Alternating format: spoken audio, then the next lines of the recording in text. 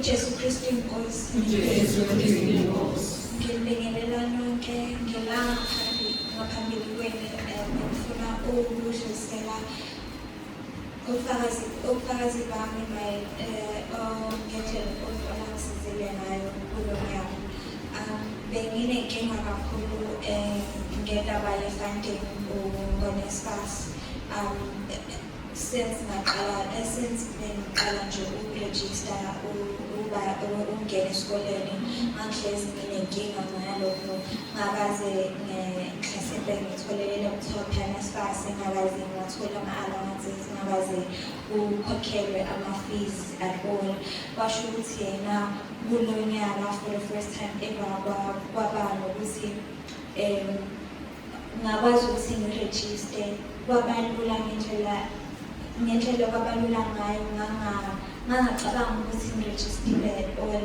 Mangivula angithi uqala ukhethe mase uyathinta uyele phambili mase kuyavela ukuthi usurejistile. Manje ngalesi sikhathi ngizama ukurejista kwangakavulwa ngisho idate yokurejista njengoba ngangizama. Kujwayele ukuthi yena kuvulelwe abantu jwayele ukuthi kuvulelwe odokotela, mina ngifunde kudokotela.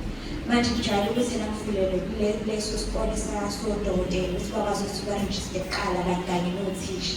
Manje ngavele ngayizamela ukuthi kuyenzeka.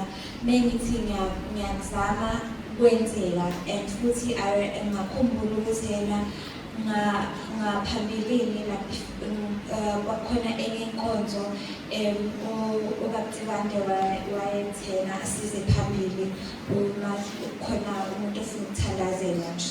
Angisakhumbuli kahle ukuthi yena kwakufuna ukuthi kuthandazele ini, kodwa-ke ngaya futhi phambili waze wasibeka izandla ekhanda, and then ngabona ukuthi yena lokho kuyimphumela kwalokho kungihlekele kulo nyaka.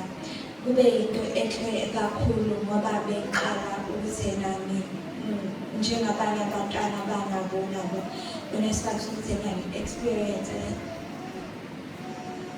lokho, because bengihlezi ngibabona abanye bekwazi ukuthi bafunde kalula, barejiste kahle, kodwa mina bekungenzeki kumina.